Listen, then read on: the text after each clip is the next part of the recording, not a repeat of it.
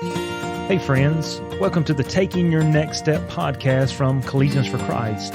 Through each episode, we will journey together focusing on becoming better followers of Jesus.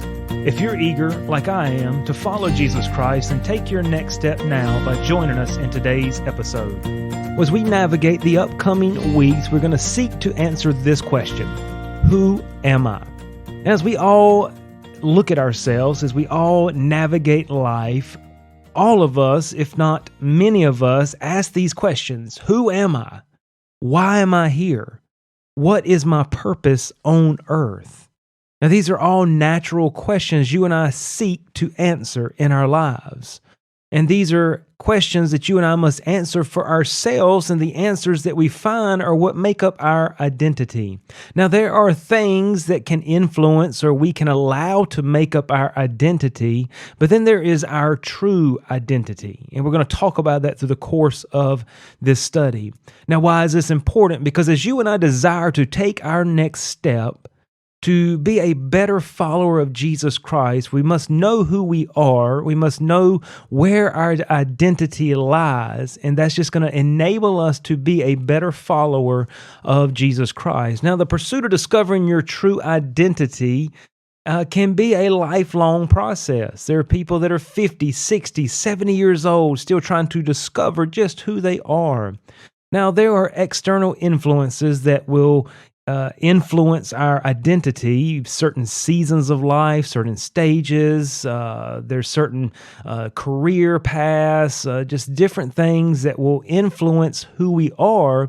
But what we want to understand as we go through this series, yes, those will influence certain aspects of who we are, but that's not who we really are.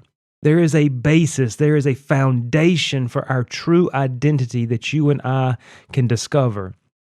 Now, when people see a little baby in a stroller, or they see children walking beside their parents, they typically comment on how they resemble their parents. So many times that's the first reaction the parents get. Oh, he looks just like dad, or I see mom in the eyes and the nose, or wow, I see mom here with the hair color, and wow, I see dad's big head here in resemblance. But they always look and try to say, I see the resemblance of the parents in the child. I remember growing up and everybody always say, you look just like your dad. You look just like your dad. And I look at my dad and go, I don't see it. I just don't see how I look like him. But they would look at me and say, you are Mark Austin's son. They would identify me by my looks. And so we hear also that children will act like their parents. Maybe you've heard this statement, the apple doesn't fall far from the tree. I had never heard that until I married into my wife's family. And they say that because a sibling or a child acts or certain behaviors are similar to the parent or to the sibling, and say, oh, the apple doesn't fall far from the tree. You're acting just like mom. You're acting just like dad.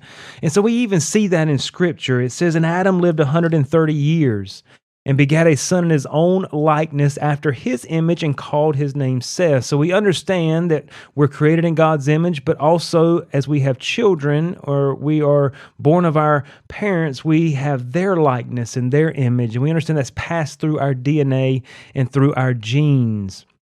So we're going to read just a couple verses here in Genesis chapter 1, maybe very familiar verses here, but it is foundational to you and I discovering and answering the question, who am I?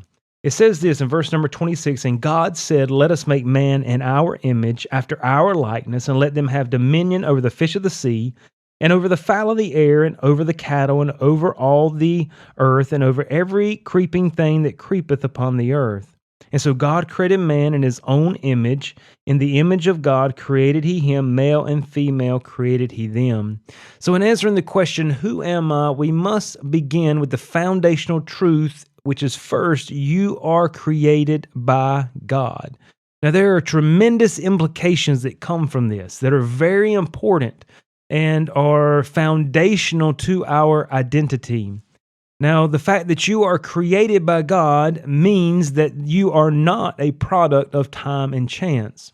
You see, the secular worldview or mainstream America really would teach this idea that you're not created by God. You are here by chance. You are here by processes. You are here by time, and therefore there's no purpose. You're really an accident.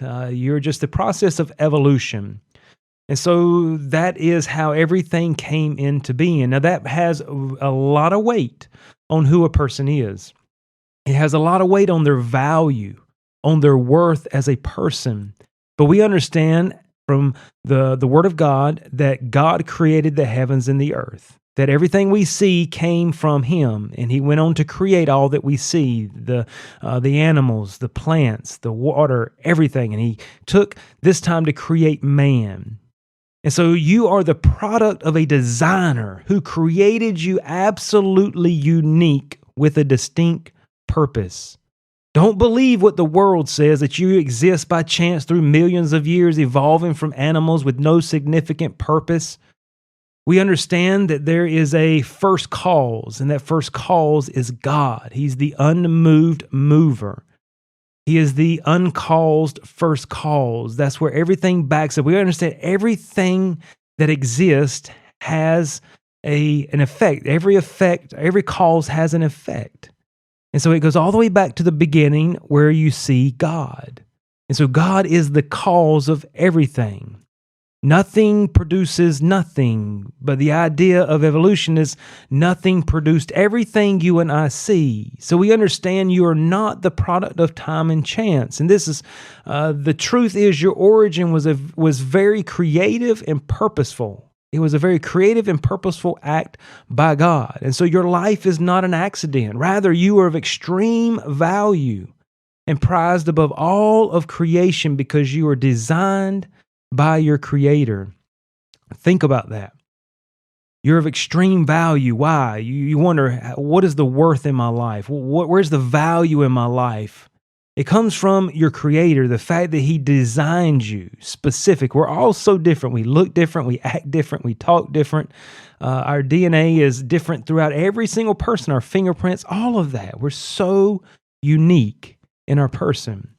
And to think about that God created you that way, the God of this universe. David would write in Psalm 139 some very powerful verses here. Verse 13, "For thou hast possessed my reins, thou hast covered me in my mother's womb. I will praise thee, for I am fearfully and wonderfully made. Marvelous are thy works, and that my soul knoweth right well. My substance was not hid from thee when I was made in secret and curiously wrought in the lowest part of the earth. Thine eyes did see my substance, yet being unperfect, and in thy book all my members were written, which in continuance were fashioned when as yet there was none of them." And I'm sure you've heard that he says that you're fearfully and wonderfully made. So you are not an accident.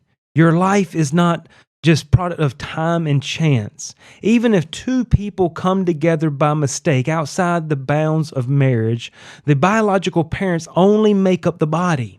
It is God that creates the spirit and the soul with a prized value and definite purpose. Think about that. No matter if somebody says you're an accident, we didn't mean to have you, that doesn't matter.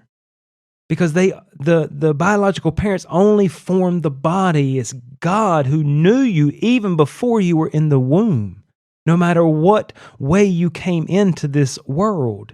He says, David writes, "You knew me before I was in the womb. You had all my parts written down," meaning God knows to the very smallest aspect of you, that He designed the way you look, the way your teeth are, the way your eyes are, your hair, if you have hair, you have no hair, the way you walk, the way your toes are, the way everything is about you. God designed that on purpose. None of it is an accident. And that leads us that your life is not meaningless. Rather, you were created to think, to reason, to understand, love, and exercise dominion. You see, your life has tremendous purpose given to you by your Creator. You belong to God. And so your worth and value is not based on what others think. It's not even based on what you think of yourself. So many times we look in the mirror, we look at ourselves and we compare ourselves to other people. We feel we're inadequate, that we don't measure up. We feel that we don't have a lot of worth. We don't add value to this world. But you see, we don't find our worth or our value from other people, what they say about us as we compare ourselves. We find our worth and our value in the fact that God designed you, God created you, and God gave you the life that you possess at this very moment. You see, your worth and value is based on what God says and thinks of you, not anyone else. So you would say, well, what is my worth? Well, think about this. God sacrificed his own son. As you think about the word sacrifice, the definition means someone to give what is of value, something that's already valued to them, in exchange for something of equal or greater value. Think about this. It's not a sacrifice if you give something that is not hardly valued for something that is either less or more valued. No, the sacrifice comes when you give something of value, something that is dear to you, something that is important to you in exchange for something equally valued or important. And so that means God gave what was of value, his son, in exchange for something of equal or greater value, which is you. So what is your worth? It's equal with Jesus Christ. What is your value? It is equal or prized above Jesus Christ. One writer said the biblical picture of man's origin is that an all-wise, all-powerful, and good God created the human race to love and serve him and to enjoy a relationship with him. And so we're just building the foundation here to truly answer the question of who am I? First, it is the fact that God created you. And join us on Thursday, and we'll get into the fact that, yes, God created us, but he created us in his image. And what does that mean? That we are created in his image, that we are image bearers. Join us on Thursday's episode as we dive into that. Thank you for taking the time to listen. If this podcast has been helpful to you, we would love for you to share it with a friend or subscribe so that you can stay up to date on the latest studies. You can connect with Collegians for Christ online for more information and resources at cfccampusministry.com.